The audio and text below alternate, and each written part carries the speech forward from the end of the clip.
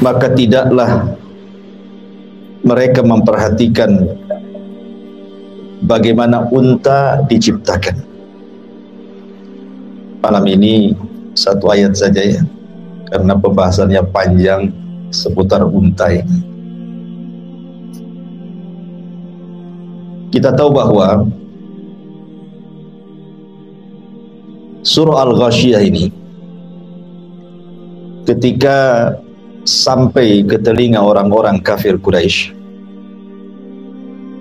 mereka memperolok-olok tentang ayat ini, khususnya ketika Allah Subhanahu wa ta'ala berfirman sururun marfu'ah, dipan-dipan yang ditinggikan. Sebagian ahli tafsir mengatakan bahwa dipan ahli sorga itu sangat tinggi, sehingga orang-orang musyrik Arab mereka mengolok-olok tentang dipan sorga. Kalau dipan-dipan sorga itu tinggi, macam mana kita bisa naik ke atas dipan itu? Maka Allah Subhanahu wa ta'ala kemudian memberikan contoh bahwa tidak ada yang mustahil bagi Allah dengan mencontohkan unta. Afala yanzuruna ilal ibili kaifa khuliqat. Tidakkah mereka memperhatikan bagaimana unta diciptakan? Unta ini kalau mau ditunggangi maka pasti dia yabur, pasti dia duduk. Karena nggak mungkin orang naik ke atas unta kecuali unta duduk, baru naik, baru dia berdiri. Artinya kalau unta saja yang jelas-jelas makhluk yang ada di bumi dan kita bisa melihatnya, dia saja bisa duduk supaya kita bisa menungganginya, apalagi dipan-dipan sorga. Tentu bukan kita naik ke dipan itu, tapi dipannya yang kemudian merendah baru kita naik, gitu maksudnya.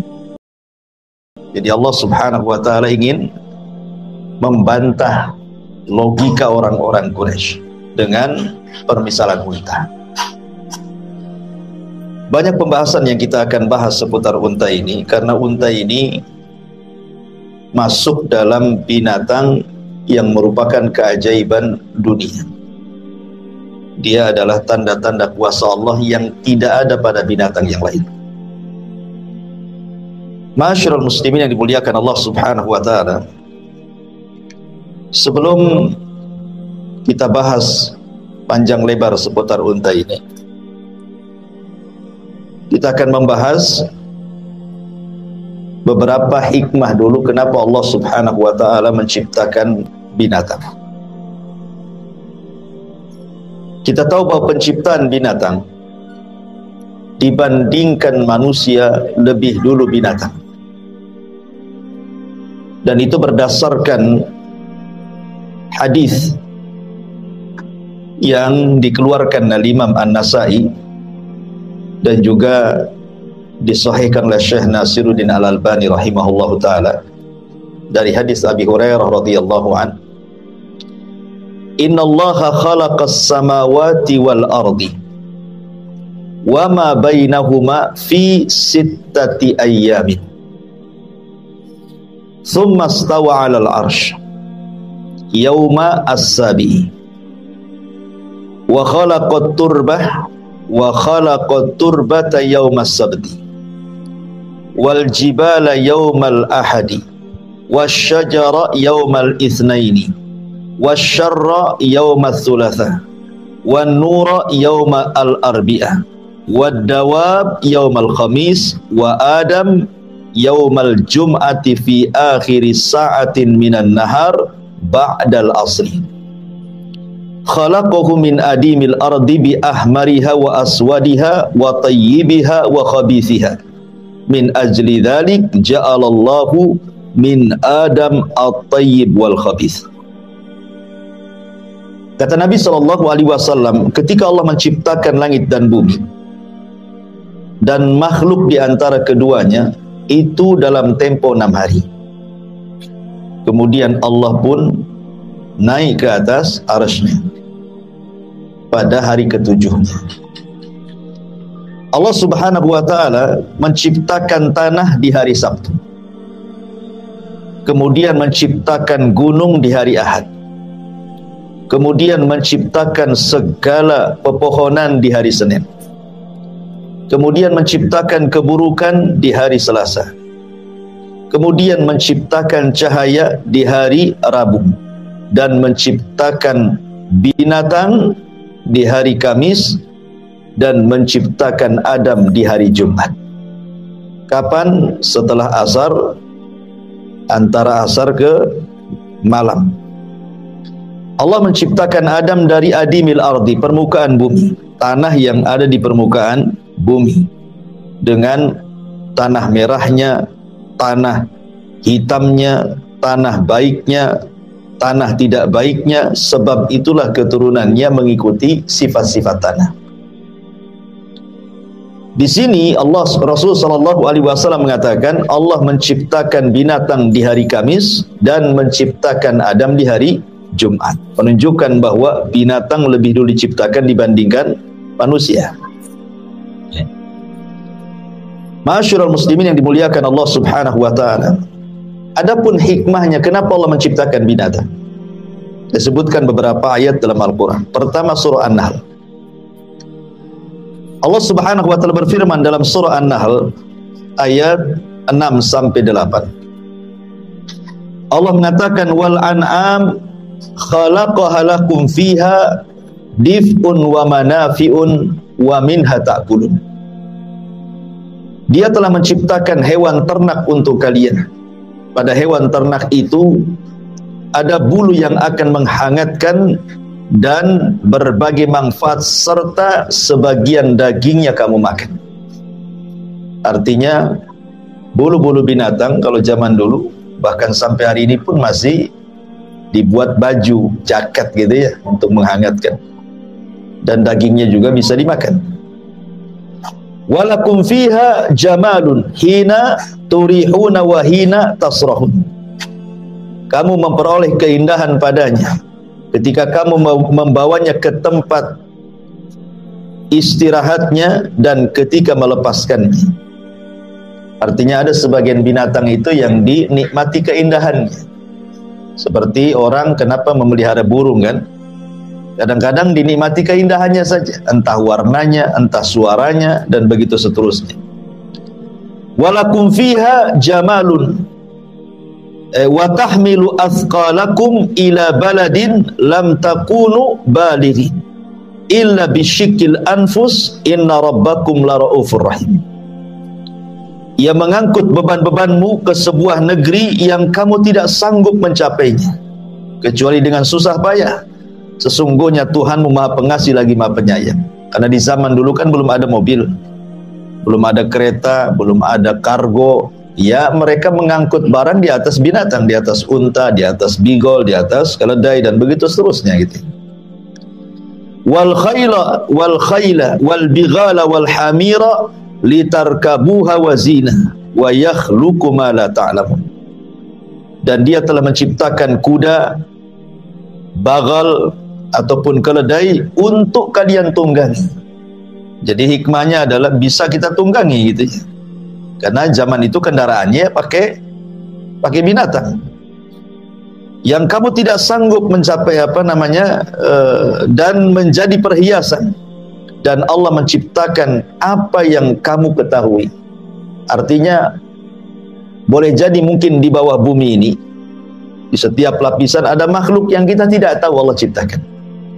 Dan Allah mengatakan wa yakhluqu ma la ta'lamun, dan Allah menciptakan hal-hal yang kalian tidak tahu. Boleh jadi di lapisan bumi gitu ya, ada hewan-hewan yang kita tidak tahu, yang Allah Subhanahu wa taala ciptakan. Kemudian juga dalam surah An-Nahl ayat 14-nya Allah mengatakan wa huwa alladzi sakharal bahra litakulu minhu lahman tariyan wa tastakhriju minhu hilyatan talbasunaha wa taral fulka muakhira fihi wa litabtagu min fadlihi wa la'allakum tashkurun.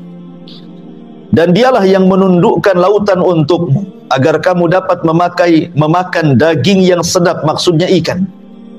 Dan dari lautan itu kamu mengeluarkan perhiasan yang kamu pakai, kamu juga melihat perahu berlayar padanya, dan agar kamu mencari sebagian karunia-Nya dan agar kamu bersyukur.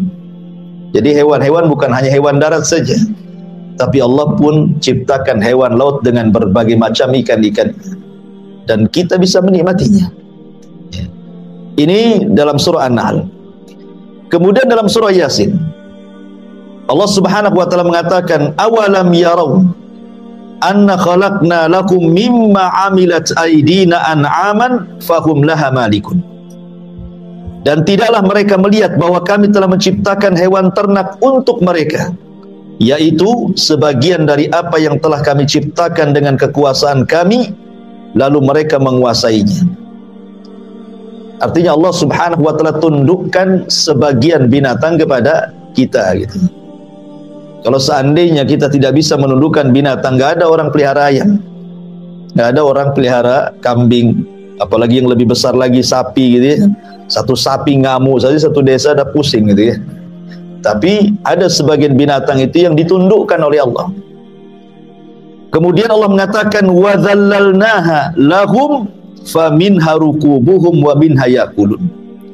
Dan kami menundukkan hewan-hewan itu untuk manusia, lalu sebagiannya bisa ditunggangi. Bisa ditunggangi kan itu ya. Coba kalau hewan itu semuanya buas gitu kan susah kita menunggangi ya. Dan kami ciptakan untuk tunggangan mereka, dan sebagian mereka bisa memakan dari hewan-hewan itu. Kalimat wadzallalnahum, dan kami tundukkan ya.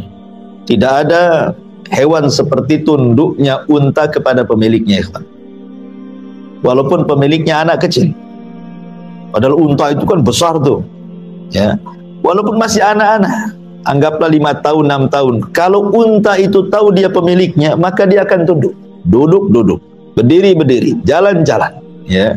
Luar biasa bagaimana Allah tundukkan unta kepada pemiliknya.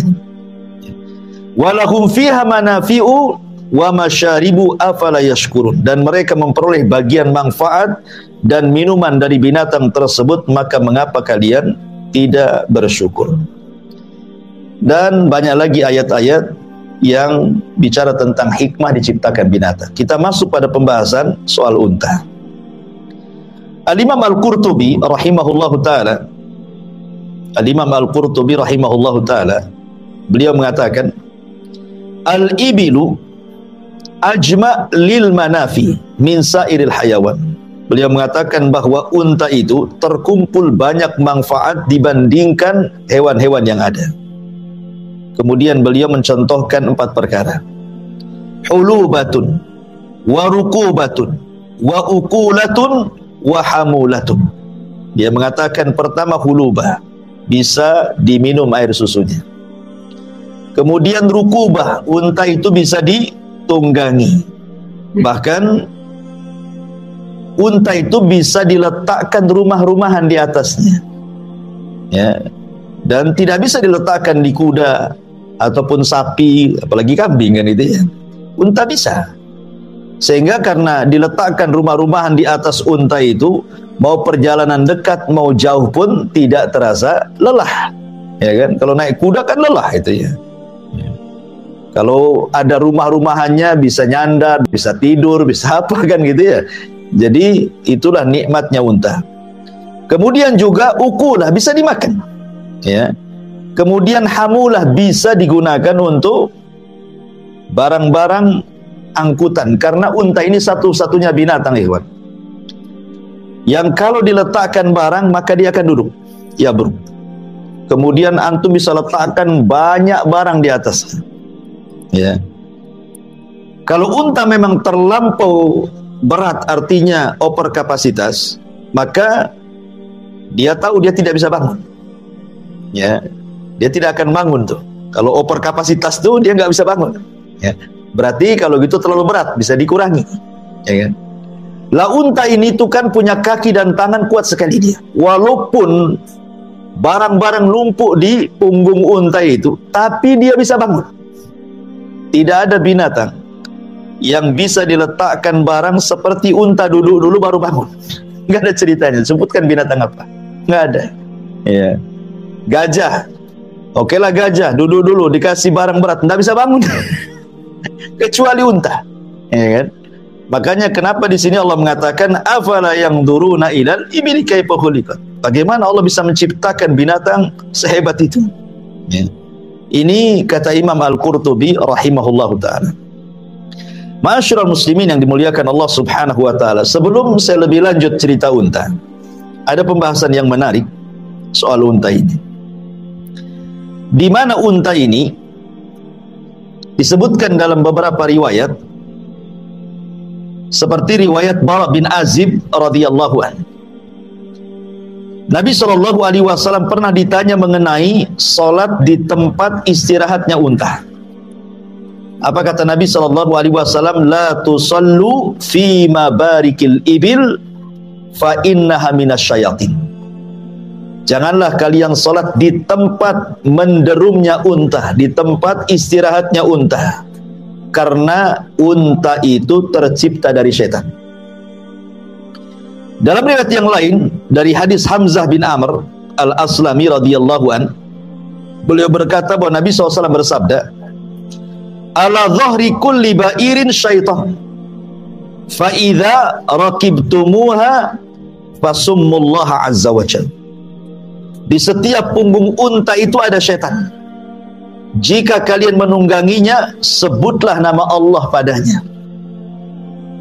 Kemudian riwayat yang lain, Nabi SAW mengatakan dalam hadis Ibnu Majah, fa innaha khuliqat minasyayatin, karena unta itu diciptakan dari setan. Di sini ada polemik ikhwan tentang perselisihan ulama, apakah asal penciptaan unta ini? Karena ada hadis dari Ibnu Majah, fa innaha khuliqat minasyayatin, unta itu diciptakan dari setan. Ya. Di sini jadi polemik para ulama tentang asal penciptaan unta ini. Kalau malaikat asal penciptaannya dari cahaya, kan itu ya. Kalau jin syaitan jelas dari api. Kalau Nabi Adam dari tanah. Lah unta ini disabdakan Rasul, fa innaha khuliqat minasyayatin, sesungguhnya dia diciptakan dari syaitan. Apakah yang dimaksud unta itu diciptakan dari syaitan? Menurut jumhurul ulama, menurut mayoritas para ulama, diantaranya pendapat Imam Syafi'i dalam kitab Al-Um, ya, mengatakan bahwa asal penciptaan unta itu dari api. Sebagaimana jin asal penciptaannya dari api, maka unta pun sama. Maksudnya asal penciptaannya, ya, seperti Adam asal penciptaannya dari tanah, tapi kan anak turunannya bukan dari tanah, kan itu ya. Kita bicara asal penciptaan. Ya. Lah di sini Imam Syafi'i rahimahullahu taala mengatakan dalam kitab Al-Um, berdalil dengan hadis dari Abdullah ibn Mughaffal dari Nabi SAW, idza adraktumus salata wa antum fi murahil ghanami fasallu fiha. Kalau kalian mendapati salat, kemudian kalian salat di tempat istirahatnya kambing, salatlah di situ. Fa innaha sakinah wa barakah, karena tempat kambing itu tenang dan ada berkahnya. Wa idza adraktumus salata wa antum fi a'tanil ibili fakhruju minha fasallu fa innaha jinnun min jinnin khuliqat. Kalau kalian datang waktu sholat dan kalian sedang di tempat istirahatnya unta, maka keluar dari situ, jangan sholat di situ. Fa innaha jinnun, karena sesungguhnya unta itu adalah jin, dari jin yang diciptakan. Ala tarawnaha idza nafarat, karena kalau seandainya engkau melihat, dikhawatirkan dia akan menyerang kamu. Ya. Dari hadis ini Imam Syafi'i rahimahullah telah berpendapat, dan ini pendapat mayoritas ulama, mengatakan bahwa asal penciptaan unta itu dari syaitan. Asal penciptaan unta itu dari syaitan. terjadi silang pendapat. Maksudnya dari setan itu apa? Ada yang mengatakan bahwa innaha khuliqat min jinsin khuliqat minhu syayatin. Jadi dia diciptakan dari satu jenis yang diciptakan padanya setan. Ada juga yang mengatakan bahwa tidak, dia adalah perkawinan dari binatang, jenis binatang yang ada di tengah-tengah manusia dan binatang dari kalangan jin, kawin. Ya. Jadi binatang yang ada pada manusia kawin dengan binatang yang ada dari kalangan jin, lahirlah unta. Gitu maksudnya. Jadi apa perpaduannya? Ya. Ini juga satu pendapat. Ya. Ada juga yang mengatakan bahwa anna khuliqat min asliha min narin. Memang dia diciptakan asalnya dari api. Asalnya dari api. Ini perselisihan ulama soal pendapat yang pertama ini masih khilaf juga di situ. Tetapi pendapat yang lain bahwa unta itu, nanti saya akan sebutkan perkataan para ulama setelahnya. Pendapat yang kedua bahwa yang dimaksud itu bukan unta itu diciptakan dari setan, dari api, bukan. Tapi maksudnya Rasul melarang tidak boleh sholat di kandang unta itu karena unta itu punya tabiat setan, bukan diciptakan dari setan. Dan saya cenderung kepada pendapat keduanya. Ya. Apa alasannya? Kenapa maksudnya ketika Rasul mengatakan khuliqat min syaitan, bahwa unta itu diciptakan dari setan, maksudnya tabiatnya, bukan asal penciptaannya dari setan. Kenapa? Pertama, kita bisa lihat surah An-Nur ayat 45. Allah mengatakan wallahu khalaqa kulla dabatin min ma'in faminhum man yamshi ala batni wa minhum man yamshi ala rijlaini wa minhum man yamshi ala arba' yakhluqullahu ma yasha innallaha ala kulli syai'in qadir. Dan Allah menciptakan segala sesuatu jenis binatang itu dari air. Maksudnya air di sini menurut ahli tafsir maksudnya air sperma, sama dengan manusia. Ya kan? Dari sperma kan itu. Maka di antara binatang itu ada yang berjalan dengan perutnya seperti cacing, ular gitu kan, itu kan berjalan dengan perutnya. Ada binatang itu yang berjalan dengan kedua kakinya seperti ayam, entok, soang gitu ya. Dan ada juga berjalan dengan 4 kaki, kambing, sapi, unta dan begitu seterusnya. Allah menciptakan sesuai kehendaknya dan Allah atas segala sesuatu maha mampu. Artinya bahwa keumuman surah An-Nur 45 menunjukkan bahwa semua binatang termasuk unta, karena unta masuk dalam kalimat dabah, berarti dia diciptakan dari air, bukan dari api. Ini keumuman firman Allah surah Nur ayat 45. Kemudian juga surah Al-Anbiya 30 secara umum Allah mengatakan wa ja'alna minal ma' kulla syai'in hayyin, dan kami jadikan dari air segala sesuatu hidup termasuk juga unta. Ini alasan yang pertama. Alasan yang kedua, tidak ada ceritanya unta melahirkan setan atau setan melahirkan unta. Kan itu ya. Ada mana ada setan melahirkan unta atau unta melahirkan setan. Ya. Kemudian yang ketiga, Nabi SAW pernah sholat di atas unta. Kalau unta tercipta dari setan, masa Nabi sholat di atas setan? Kan itu ya? Ya. Bahkan menjadikan unta sebagai sutroh dia. Masa kemudian setan jadi sutroh, penghalang ketika dia sholat? Dan itu disebutkan dalam beberapa riwayat. Contohnya adalah riwayat dari Abdullah ibn Umar radhiyallahu anhuma. Apa kata Abdullah ibn Umar radhiyallahu anhuma? Dia mengatakan bahwa dia pernah sholat di atas unta. Kemudian ditanya, maka kata Abdullah ibn Umar radhiyallahu anhuma, ra'aitun nabiyya sallallahu alaihi wasallam yaf'aluh, karena aku pernah melihat Rasul pun melakukan hal yang sama. Maksudnya sholat di atas unta. Kalau unta dari setan ya tidak mungkin lah. Masa Rasul sholat di atas setan kan itu ya. Kemudian juga hadis Nabi menjadikan dia sutra. Dalam hadis Abdullah ibn Umar juga, anna Nabiya SAW shalla ila ba'irihi. Nabi SAW sholat menghadap untanya. Jadi untanya dijadikan sutrah bagi dia. Ikhwan, kan ada hadis yang mengatakan apabila salah seorang lewat di depan orang sholat, apa kata Rasulullah? Falyadfa'hu, kan itu ya, suruh untuk dihindar, ditahan, ya kan? Kalau dia maksa, falyuqatilhu, perangi dia. Kenapa? Fa innahu syaitan, karena dia adalah setan, kan itu ya. Kalau memang unta itu tercipta dari setan, tentu Rasul akan mengusirnya. Orang yang lewat saja oleh Nabi ditolak, kan? Jangan sampai lewat, karena dianggap setan. Loh, kalau unta itu tercipta dari setan, kenapa oleh Rasul jadikan sutra? Kan itu ya. Nah, ini juga bantahan bahwa maksudnya di sini bukan tercipta dari setan, tetapi maksudnya tabiatnya tabiat syaitan. Nanti saya akan ceritakan seperti apa tabiat syaitan itu. Kemudian juga Nabi SAW pernah khutbah di atas unta. Khutbah di atas unta dia. Ketika Nabi SAW hajjatul wada, haji wada. Ketika itu Nabi SAW duduk di atas untanya, kemudian sahabat memegang tali kekangnya unta. Kemudian Nabi SAW bersabda tentang, tahukah kamu apa hari ini, apa bulan ini, apa negeri ini? Sahabat mengatakan jangan-jangan Rasul mau mengganti hari, tempat, dan bulan. Kemudian Rasul mengatakan, bukankah ini hari Jumat? Bukankah ini hari Arafah? Bukankah ini bulan Dzulhijjah? Bukankah ini negeri haram?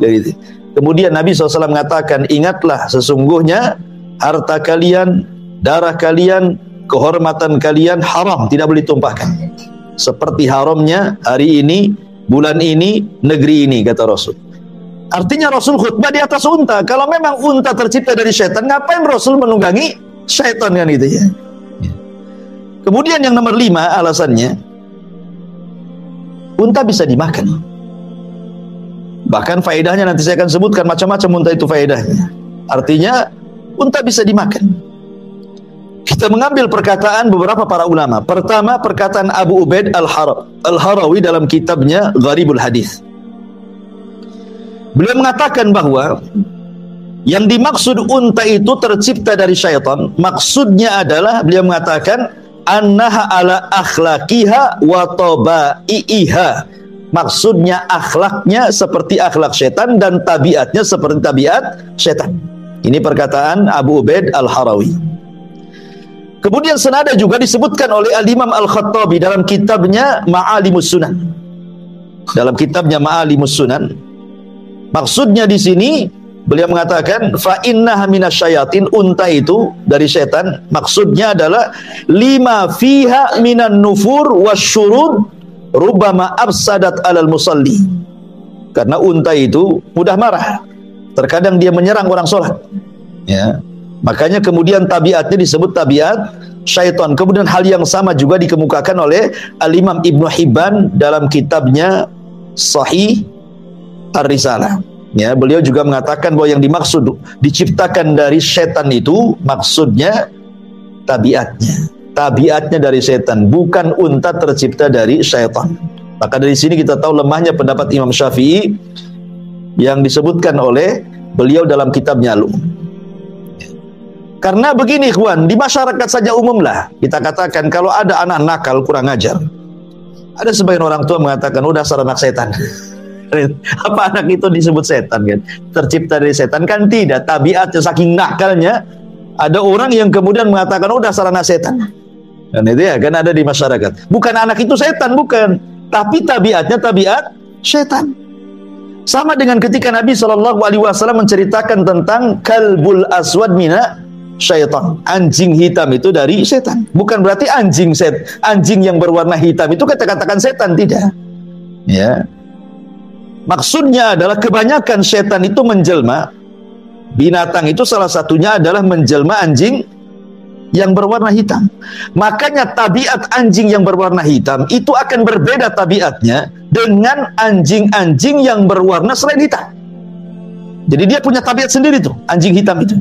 Karena setan itu paling banyak menyerupai itu dengan anjing hitam. Jadi maksudnya tabiatnya ya akan berbeda dengan warna-warna anjing selain anjing hitam. Jadi intinya bahwa ya pendapat yang mengatakan bahwa unta tercipta dari syaitan, dari jin itu tidak benar. Tapi yang benar artinya bahwa unta itu memiliki tabiat syaitan. Saya contohkan beberapa kasus. Ya. Ada seorang saya bercerita, unta ini tabiatnya adalah hikd. Hikdun itu artinya orangnya pendendam, ya, pendengki. Itulah unta. Makanya orang Arab, kalau ada orang yang suka pendendam dan dengki, maka akan disebutkan kamu itu lebih dengki dibandingkan unta. Jadi orang Arab itu suka ngomong gitu, ya. Kalau ada orang suka pendendam, suka pendengki, maka orang Arab akan mengatakan dendammu, dengkimu itu lebih parah dibandingkan dengkinya unta. Seperti itu mereka mengatakan, ya. Karena memang unta seperti itu. Jadi ada seorang syekh bercerita, jadi ada kasus di pasar unta itu di Arab Saudi sana, ya. Jadi ada orang yang kemudian menyakiti anak unta, disembelih anak unta itu, dan ketahuan oleh orang tuanya, oleh bapak atau ibunya unta itu. Kemudian unta ini punya ingatan kuat, ikhwan. Dia bisa menghafal siapa yang menyakitinya. Unta itu satu-satunya binatang punya hafalan kuat. Walaupun antum nggak ketemu 5-10 tahun, tetap dia masih tahu siapa antum kalau pernah menyakiti dia, ya. Jadi ketika anaknya disembelih itu di depan induknya, jadi oleh induknya itu diikuti tuh kemana orang itu. Jadi ketika sudah tahu tempatnya, tidak langsung diserang. Subhanallah, ya, punya taktik juga unta ini, ya. Dia nunggu malam hari, ya. Dia nunggu malam hari, nunggu dia tidur.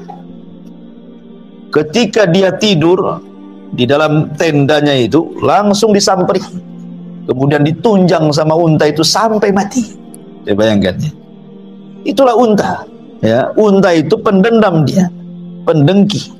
Kalau dia disakiti, maka dia tidak akan lupa kepada orang yang menyakitinya. Bukan hanya itu saja, dia pun pencemburu. Unta itu cemburu berat. Sampai-sampai dijelaskan, atau ada yang seorang syekh menceritakan di kampung Tabuk, ya, ceritanya. Jadi ada orang punya unta, mau diperah gitu ceritanya. Jadi unta betinanya itu mau diperah susunya. Jadi oleh si jantan itu ketahuan, cemburu dia. Coba bayangkan, ya, unta cemburu sama orang. Padahal nggak mungkin orang naksir unta, kan itu. Dia hanya ingin mengambil air susunya saja. Tapi sama unta jantan itu, dia tidak mau unta betinanya ada orang yang mendekati. Jadi ada waktu-waktunya unta itu cemburu. Akhirnya kemudian setelah orang ini memerah air susunya, itu dikejar itu, sampai kena, ditunjang, sampai mati. Subhanallah, ya. Demikianlah kecemburuan unta jantan kepada unta betina. Unta masih enak cemburu. Ada juga manusia tak cemburu. Istrinya dibonceng tukang ojek, ya biasa aja. Istrinya ke pasar buka aurat, diganggu orang, ya biasa, slow-slow saja. Ya, sama dengan cerita siapa? Al-Aziz ketika istrinya merayu Nabi Yusuf. Sudah jelas bahwa Zulaiha yang salah, yang menggoda Nabi Yusuf. Ada saksinya, ya. Dan Aziz juga tahu suaminya. Dia suruh mengatakan kepada istrinya, sudahlah, sebaiknya kau bertobat saja. Nggak ada reaksi apa-apa, biar Yusuf dipenjarakan gitu. Sebayangkan, mana kecemburuannya nggak ada gitu. Unta saja masih cemburu. Ya, itu kan salah satu tabiat yang kadang-kadang di manusia nggak ada, di unta ada. Ya, pencemburu berat kepada betinanya itu. Baik, ma'asyiral muslimin yang dimuliakan Allah Subhanahu wa taala. Kemudian pembahasan selanjutnya baru kita masuk tentang keajaiban unta. Ikhwan, kenapa unta dijadikan oleh Allah Subhanahu wa taala sebagai tanda dari tanda-tanda kuasa Allah? Di dalam Al-Qur'an nama unta itu disebutkan banyak, dan ingat dalam kaidah tafsir bahwa seperti umpamanya surat Al-Fatihah. Surat Al-Fatihah itu kan banyak namanya. Ya, disebut Asy-Syifa, disebut Ummul Kitab, ya kan? Disebut Ummul Quran, macam-macam lah. Al-Fatihah itu namanya banyak. Kenapa banyak nama? Ketika satu surat banyak nama, berarti surat itu sangat agung. Lah unta juga sama. Al-Quran menyebutkan sampai 12 istilah unta dalam Al-Quran itu. Terkadang Allah menyebut dengan kalimat al-ibil. Seperti Allah katakan dalam surah Al-Ghasyiyah ini, afala yanzuruna ilal ibil. Ya. Terkadang Allah Subhanahu wa taala menyebut dengan kalimat naqah ketika menyebutkan untanya mukjizat Nabi Saleh. Apa bahasa Quran? Naqat hadhihi naqatullah. Inilah untanya Allah, gitu. Disebut juga naqah. Terkadang disebut al-ir. Ya, disebut al-ir. Terkadang disebut al-budn. Seperti Allah mengatakan wal budnah, kan itu ya. Kemudian juga terkadang disebut al-jamal. Seperti yang disebutkan dalam surah Al-A'raf ayat 40. Kemudian juga terkadang disebut al-him, seperti yang disebutkan dalam surah Al-Waqiah ayat 55. Kemudian terkadang juga disebut al-ba'ir. Al-ba'ir, ya ma'ruf, ba'ir gitu. Kemudian juga terkadang disebut al-an'am, sebagaimana disebut surah An-Nahl. Kemudian ba'irah. Terkadang disebut sa'ibah. Terkadang disebut hamah. 4 istilah ini terkandung dalam surah Al-Maidah ayat 103. Jadi banyaknya nama tentang istilah unta menunjukkan unta ini bukan binatang biasa, saking banyak namanya dalam Quran itu. Ya. Karena memang Allah akan, sebagaimana ayat yang kita bahas, afala yanzuruna ilal ibila kaifa khuliqat. Makanya Nabi SAW terkadang, karena unta ini memang satu, dia memang harta yang paling berharga bagi orang Arab itu adalah unta. Ya, harta yang paling berharga bagi orang Arab kala itu adalah unta. Unta itu dijadikan diat, bayar diat. Kalau ada orang yang dibunuh kemudian tidak kisos, bayar diat berapa ekor unta? 100 ekor unta, kan itu ya. Kemudian mahar, seperti maharnya Rasul kepada Khadijah, pakai unta, ya kan?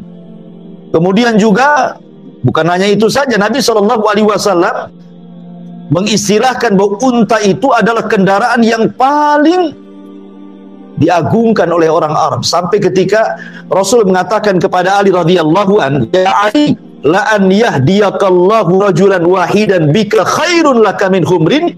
Naam, wahai Ali, kalau satu orang dapat hidayah lantaran lisanmu, itu lebih baik daripada unta merah. Ya. Kenapa Rasul mengistilahkan unta merah? Karena unta merah adalah unta yang paling disukai orang Arab, yang paling mahal. Ya, mungkin kalau sekarang ini CR-V yang terbaru gitu ya, karena zaman itu belum ada mobil kan ya. Ya unta lah, ada kelas-kelasnya. Ya unta merah itu kelas paling tinggi kendaraan di zaman itu. Bahkan Nabi SAW terkadang menjadikan pahala itu selalu dikaitkan dengan unta. Contoh umpamanya, Nabi mengatakan, afala yaghdu ahadukum ilal masjid faya'lamu aw yaqra ayataini min kitabillah khairun lahu min naqataini. Kata Rasulullah, tidakkah engkau menyengaja datang ke masjid kemudian membaca 2 ayat saja, itu lebih baik daripada engkau punya 2 ekor unta. Bagaimana kalau 3 ayat lebih baik daripada 3 ekor unta? Bagaimana kalau 4 ayat lebih baik daripada 4 ekor unta? Dan bagaimana kalau banyak ayat jadi hitung dengan untanya? Ya, sampai Rasul mengistilahkan pahala saja dibanding-bandingkan dengan unta, kan itu. Atau Nabi SAW ketika bicara tentang orang yang masuk sholat Jumat, ya kan? Apa kata Nabi SAW? Man igtasala yaumal jum'ah ghaslal janabah. Siapa yang mandi di hari Jumat seperti mandi junub. Ada yang mengatakan mandi Jumat itu wajib, ada yang mengatakan sunnah. Ya, Syekh Utsaimin mengatakan wajib. Bahkan Syekh Utsaimin mengatakan, aku tidak pernah meninggalkan seumur hidupku mandi wajib Jumat. Ya. Kemudian Rasul mengatakan summa raha, kemudian dia ke masjid dan dia dapat sop pertama. Apa kata Rasulullah? Faka'annama qarraba badanatan, seolah-olah dia berkorban dengan unta. Sop pertama ketika sholat Jumat seolah-olah Anda berkurban dengan seekor unta. Sop kedua seolah-olah berkurban dengan seekor sapi betina. Sop ketiga seolah-olah berkorban dengan seekor kambing. Kemudian sop keempat seolah-olah berkorban dengan ayam. Sop kelima seolah-olah berkorban dengan telur ayam. Sop keenam, ketujuh tai ayam semuanya. Sudah nggak ada lagi kan? Ya sampai 5 saja, sampai ke telur ayam saja. Ya artinya sudah dapat tainya sampai ke belakang kan. Nah, jadi lihat bagaimana Rasul mengurut tingkatan pertama korban unta. Jadi dikait-kaitkan dengan pahala. Kemudian juga contoh yang lain pamannya, Nabi SAW mengatakan la tasubul ibila, jangan kalian tak unta. Inna fiha ruku'ud dami wa mahrul karimah. Jangan kau celah unta, karena unta bisa untuk membayar diat dan bisa untuk membayar mahar, kata Rasul. Sampai dilarang kita mencela unta. Ya. Bahkan Nabi SAW juga mengatakan di dalam hadis yang lain, ketika Nabi SAW bicara tentang wanita-wanita terbaik di zaman itu, apa kata Rasulullah? Khairun nisa rakibnal ibila. Sebaik-baik perempuan di zaman itu adalah perempuan yang nunggang unta, ya, gitu ya. Sehingga mengistilahkan wanita terbaik dengan menunggang unta. Nah, bahkan Nabi SAW pernah suatu ketika dicegat unta. Jadi ketika Rasul itu disebutkan dalam Musnad Imam Ahmad dari Anas bin Malik radhiyallahu an, ketika Nabi SAW sedang berjalan-jalan tuh di ganggang kota Madinah, nampak pula unta. Dikejar Rasul sama Anas tuh. Ketika sudah kemudian unta itu membalap Rasul dan lebih dulu tiba-tiba menghadang Rasul, tiba-tiba sujud. Rasul turunlah. Rupanya unta itu sedang menangis. Diusaplah tangisan unta itu. Entah ngomong apa Rasul dengan unta itu. Tiba-tiba Rasul kemudian berdiri memanggil-manggil orang Ansor. Siapa pemilik unta ini? Gitu. Tiba-tiba ja'afatan minal Ansor, berdirilah anak muda dari Ansor dan mengatakan, ana ya Rasulullah. Rasul marah dan mengatakan, afala tattakillah fi hadhil bahimah allati malakakallahu iya. Tidakkah kau bertakwa kepada dengan untamu ini yang telah Allah kuasakan kepadamu? Lihat dia mengadu kepadaku. Kan itu. Engkau tuji'u wa tud'ibu, menyakiti dan engkau suka melemahkan dia. Kau hanya mempekerjakan tapi tidak merawatnya. Unta ngadu sama Nabi. Ya. Ini luar biasa, ikhwatu fillah, muliakan Allah. Dan banyak cerita-cerita unta di dalam hadis-hadis Nabi SAW. Bahkan Allah jadikan mukjizat Nabi Soleh itu unta juga, disebut dengan naqatullah. Adapun keistimewaan unta itu, ikhwan, ini yang menarik kita bahas, karena ini berkaitan dengan ayat afala yang duruna ilal ibili kaifa khuliqat. Tidakkah kau lihat bagaimana unta diciptakan? Pertama, kencing unta itu obat. Kencingnya saja itu obat. Bahkan diteliti oleh pakar-pakar kesehatan. Ya, kencing unta itu obat. Makanya kalau antum Allah takdirkan bisa umroh, kan, atau yang pernah umroh kan tahulah, biasanya diajak ke penangkaran unta. Itu sudah berderet itu botol-botol aqua itu warna kuning. Itu kencing unta. Itu di sana dijual beli kencing unta. Ya, bayangkan kencing unta lebih berharga dibandingkan kencing antum. Kan ya? Jadi obat kencing, dan itu diteliti bisa mengobati banyak penyakit. Bahkan ada satu penyakit yang tidak bisa disembuhkan kecuali dengan kencing unta. Saking hebatnya kencing unta. Ya, memang bau sekali. Ya. Kemudian yang kedua, air susunya juga obat. Air susunya juga obat. Ya, bisa mengobati penyakit gula dan macam-macam. Bahkan dagingnya, daging unta itu daging terbaik. Kenapa? Karena tidak mengandung kolesterol, tidak mengandung gula. Jadi walaupun makan banyak-banyak daging unta itu nggak akan berat tuh punggung kita itu. Coba antum banyak-banyak makan kambing, leher udah berat kan itu ya. Kayaknya ada beban aja di punggung. Lagi bawa apa gitu ya kan. Orang kolesterol kan di sini rasanya pegal gitu ya. Sebanyak daging unta antum makan nggak akan keluar kolesterol tuh. Luar biasa unta. Dagingnya saja luar biasa gitu. Kemudian juga jangan itu, gajinya, lemaknya itu pun obat. Kalau lemaknya unta itu jadi obat. Kemudian subhanallah, satu-satunya binatang saya katakan tadi bisa duduk mengangkut tunggangannya dan tidak ada pada hewan lain. Dia duduk, baru kita naik atau barang-barang kita naikkan, baru dia berdiri. Unta itu. Ya. Kemudian juga unta itu kalau dia tahu tuannya, maka dia bisa mencium berkilo-kilo tuh. Jadi penciumannya luar biasa. Tahu dia ada tuannya berapa kilo itu, tahu dia. Atau makanannya tahu tuh. Ya. Dan unta itu, kata seorang syekh mengatakan, dia adalah binatang yang paling sabar. Unta itu binatang yang paling sabar. Kalau di musim dingin, dia bisa bertahan 6 bulan tanpa makan dan minum, gak akan mati. 6 bulan kalau di musim dingin. Kalau di musim panas 3 bulan. Ya, dia sabar, nggak makan loh, nggak ada makanan, nggak ada minuman. Kalau di musim dingin dia bisa bertahan hidup 1 bulan. Kalau di musim panas 3 bulan. Kenapa bisa seperti itu? Antum lihat, unta itu ada punuknya kan? Di belakang itu ada punuk. Apa sih fungsi punuk itu? Fungsi punuk itulah untuk menyimpan air dan makanan. Jadi waktu unta itu minum berliter-liter itu, unta kalau minum banyak dia. Lah, punuknya itulah tempat penyimpanan air dia. Ya, kalau dia makan dikunyah, ya makanannya ditaruh di situ. Makanya wajar unta itu walaupun berbulan-bulan nggak akan mati dia. Kenapa? Karena sudah menyimpan minumannya di punuknya itu dan makanannya di situ. Ya, jadi walaupun berbulan-bulan nggak akan mati dia. Dan itu nggak ada pada binatang yang lain. Nah, coba binatang apa? Antum punya peliharaan ikan, antum kasih makan mati. Ya, antum kasih ayam, kurung ayam itu 1 minggu, nggak mati kan itu. Kambing nggak dikasih makan mati. Nah, karena memang mereka tidak punya punuk untuk menyimpan air dan makanan. Unta punya, disimpannya dia di situ. Makanya di musim dingin 6 bulan dia bisa bertahan. Ya. Kalau di musim panas 3 bulan saja dia bisa bertahan. Itu kan luar biasa tuh. Ya, ini siapa yang menciptakan kalau bukan Allah Subhanahu wa Ta'ala?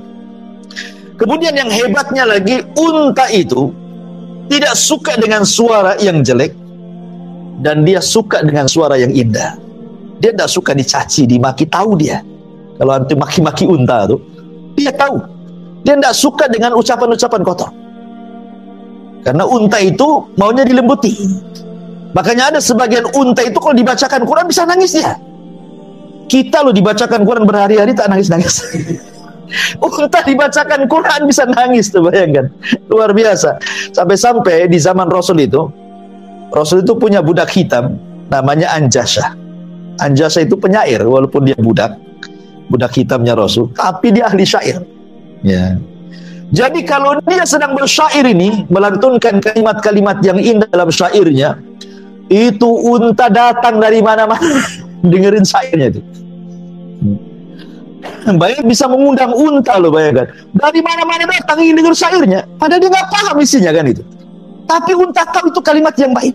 Sampai ada kasus ketika Nabi SAW sedang safar, jadi para wanita itu naik ke rumah-rumahan unta, gitu ya. Lah, Anjasah ini, budaknya Rasul ini, dia ingin menyemangati unta dengan cara apa? Dengan cara bersyair. Ya.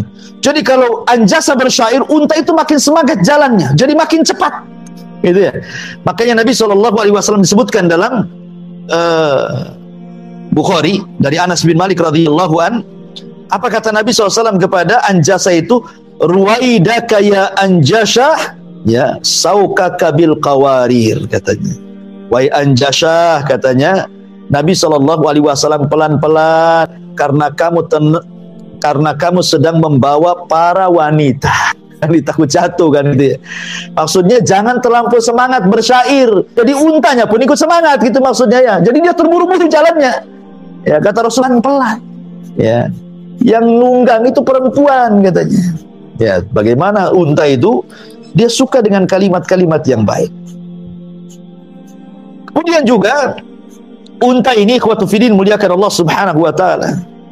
Dia bisa bertahan hidup di cuaca yang sangat dingin, bahkan di cuaca yang sangat panas sekalipun. Kita tahu di Arab itu, kalau datang cuaca panas itu ekstrim panasnya. Kalau cuaca dingin ekstrim juga dingin, sampai pecah-pecah di sana itu. Ya. unta bisa bertahan loh di dua cuaca, baik cuaca panas ataupun cuaca dingin. Kenapa? Karena kulit unta itu tebal dan dia berbulu. Ya, subhanallah. Bahkan mulutnya unta itu ada penyaring. Jadi kalau datang musim dingin, dia akan menyaring hawa menjadi panas untuk disalurkan ke otaknya. Kalau cuaca panas, disaring oleh mulutnya jadi dingin ke otaknya. Itu unta juga kan. Luar biasa. Kalau kita kan otak panas dingin tergantung dompet ya. Penuh dompetnya dingin, hilang dompetnya panas. Ini tuh ya. Kalau udah tanggal tuh panas. Intinya bahwa unta ini ikhwatufiddin dia bisa bertahan seperti itu karena memang kulitnya tebal, sehingga itu bisa untuk melindungi dari binatang, entah dari semut yang gigit gitu ya, entah dari binatang-binatang yang gigit, dia akan terasa. Ya. Kemudian di kaki unta itu dia dari lahir sudah kapalan itu. Jadi lututnya unta itu baik yang depan ataupun belakang itu dan senantiasa basah. Ya, untuk apa? Melindungi kalau unta itu duduk di padang pasir. Jadi dia tidak akan merasakan panas kalau cuaca panas, kalau dia cuaca dingin tidak akan merasakan dingin. Bayangkan. Bukan karena banyaknya duduk jadi kapalan, tidak, sejak lahir sudah ada tuh. Sudah Allah sediakan tuh, bayangkan. Sampai seperti itu gitu. Ya, unta itu bahkan telinganya kan kecil unta itu. Dia bisa menutup kalau seandainya datang angin dan berdebu sehingga tidak ada debu masuk telinganya. Bahkan matanya bisa melihat ketika ada debu. Coba bayangkan, kita ada debu aja, langsung kita tutup mata. Tapi unta dia bisa lihat, nggak kelilipan tuh hebatnya unta. Ini namanya padang pasir, ya kan, terhempas anginnya di mana-mana ada debunya kan. Tapi dia bisa memandang saat angin debu tuh. Siapa yang menciptakan binatang seperti ini coba? Kalau bukan karena Allah Subhanahu wa ta'ala. Makanya Allah mengatakan, afala yanzuruna ilal ibli kaifa khuliqat. Ma'asyiral muslimin yang dimuliakan Allah Azza wa Jalla. Kemudian juga saya sudah katakan tadi, unta bisa diletakkan rumah-rumah kecil-kecil, satu kamar lah di atas punggungnya, sehingga kita bisa safar dengan nyaman. Ya kan, bisa dengan duduk, bisa dengan baring gitu. Dan lebih hebatnya, unta itu bisa jadi Google Map. Antum tahu Google Map? Ya. Ya. Kalau antum cari alamat sekarang kan pakai Google Map nih.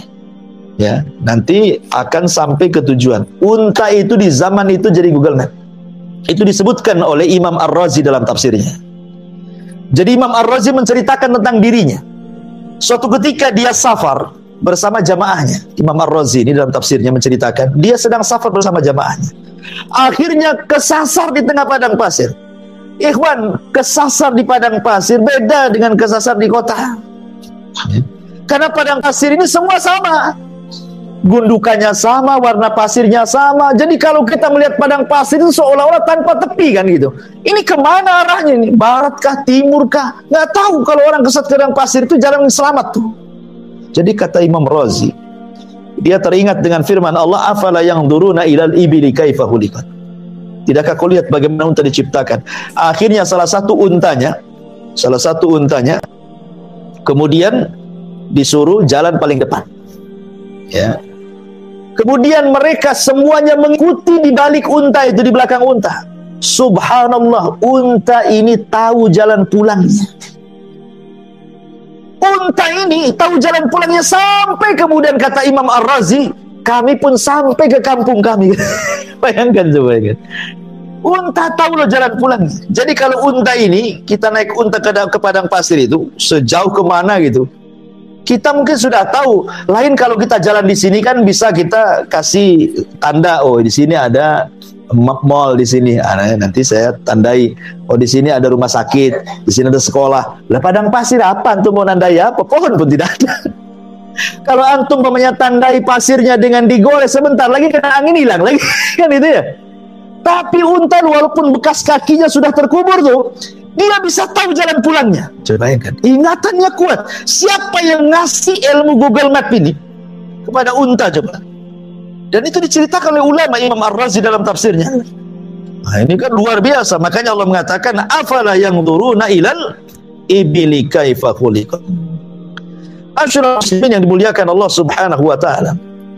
Kemudian juga saya sudah katakan tadi, dia mampu bertahan hidup berbulan-bulan. Kuat ingatannya. Ingat, Kalau ada yang menyakiti dia, jangan sampai lolos tuh. Gak akan lolos dia. Ya. Dia akan ingat siapapun yang menyakiti dia. Ingatannya luar biasa. Ya. Kemudian juga bukan hanya itu saja, dia tidak akan melupakan orang yang menyakitinya. Dan dia juga pencemburu, saya sudah katakan tadi. Bahkan disebutkan bahwa unta ini qudratul ibil ala tahammulil ju'i wal atshi. Dia bisa bersabar, menahan lapar, menahan dahaga, bahkan yang lebih mengherankan, air apapun bisa diminumnya. Mau air lautan bisa diminumnya. Dan ada penyaringnya di mulutnya. Mau air yang rasanya pahit sekalipun diminum dia. Ya, apalagi air tawar. Tidak semua binatang itu bisa sembarang kasih minum kan itu ya. Coba antum punya peliharaan kucing. Nah, kasih jamu. Nggak mau dia. Apalagi di situ ada pahit-pahit. Dilepehkan sama kucing. Ya. Tapi unta itu mau air asin diminum dia. Mau air tawar, mau air pahit diminum dia. Subhanallah. Kenapa bibir unta itu agak ke depan? Gigi unta itu tak banyak di depan itu. Tapi bibirnya agak ke depan. Karena itu unta bisa memakan daun-daunan, bahkan ranting-ranting yang berduri sekalipun dia bisa makan. Hebat coba. Ya. Bayangkan ranting berduri bisa dia makan. Bidara itu penuh duri itu rantingnya. Dimakan dia nyantai aja, nggak ada yang nubles sana nubles ini. Saya bayangkan nah. Mulutnya itu semana dia bisa loh makan ranting yang banyak durinya itu. Ya nggak tersakiti itu. Luar biasa. Kita aja makan ikan tongkol gitu yang banyak banyak durinya gitu ya. Satu aja nusuk. Wah, itu udah luar biasa. Antum ngepal nasi itu ya, supaya ditelan betul-betul itu. Jadi unta itu sampai seperti itu Allah Subhanahu wa taala beri kuasa gitu. Ma'asyiral muslimin yang dimuliakan Allah Subhanahu wa taala. Bahkan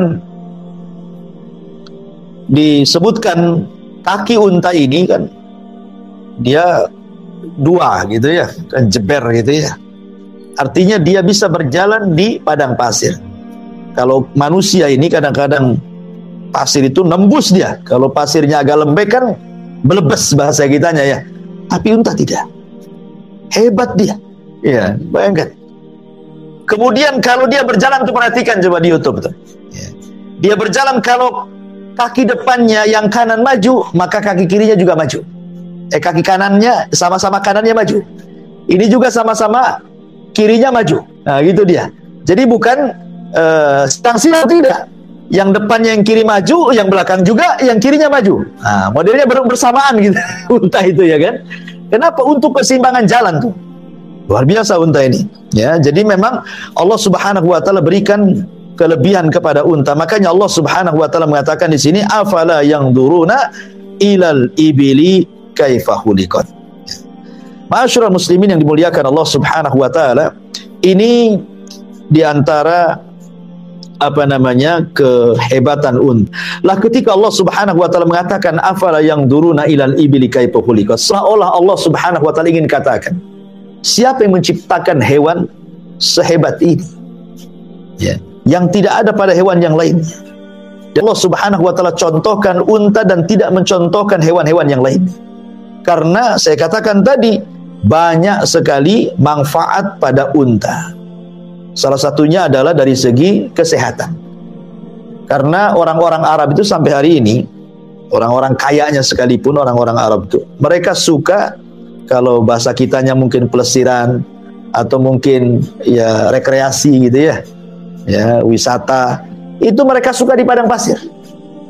Ya, orang-orang Arab itu mereka datang ke padang pasir, nanti buat-buat tenda, nanti main-main sama unta. Begitu orang Arab tuh. Ya, kalau antum kan enggak, kesenangan keluarga antum paling ke mall. Kalau kita kan ke mall, ya istri antum senang tuh. Ya ke pasar itu senang itu ya. Kalau orang Arab ke padang pasir dia, ya jadi wisatanya ke padang pasir, main sama unta. Ya, kalau kita kan takut ke padang pasir itu, nyasar nanti di sana.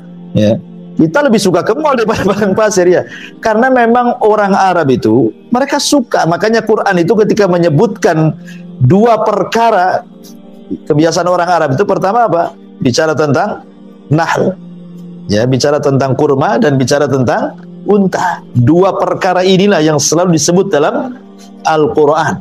Kalau tidak bicara kurma, bicara unta. Ya, di Arab kan begitu.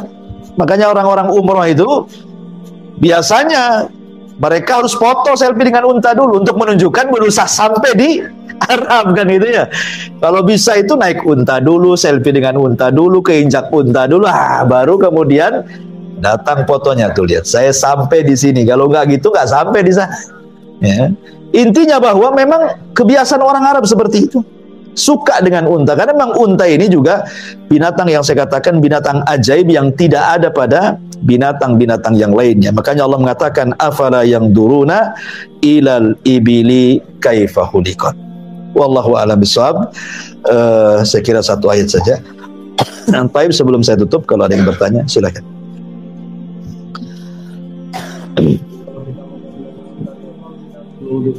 Gimana? Oh iya, pertanyaan yang bagus tentang masalah orang yang makan daging unta. Ada hadis yang mengatakan kalau makan daging kambing tidak perlu berwudu, tapi kalau makan daging unta disuruh berwudu. Walaupun ini khilaf ulama, ada yang mengatakan tidak berwudu, ada yang mengatakan berwudu. Dan itu alasannya apa? Karena tadi kita sudah jelaskan alasannya, karena unta itu tabiatnya dari syaitan, dan syaitan itu tercipta dari api, artinya membawa panas di badan. Ya, sama dengan orang marah. Kalau orang lagi marah, kata Nabi SAW, salah satu solusinya apa? Berwudu kan? Orang marah itu kalau marah berdiri suruh duduk, marah duduk suruh baring, masih juga marah wudu, kata Rasul. Kenapa? Karena marah dari setan, dan setan dari api, dan api bisa dipadamkan dengan air. Sama juga dengan orang yang makan daging unta. Ya, orang yang makan daging unta, karena unta itu panas, dan karena setan itu tercipta dari api, api itu panas dan bisa diredam dengan air. Makanya disyariatkan orang yang makan daging unta untuk berwudu kembali, untuk tajdidul wudu, memperbaharui wudu. Ya, jadi itu rahasia kenapa makan daging unta itu disyariatkan untuk berwudu. Wallahu a'lam.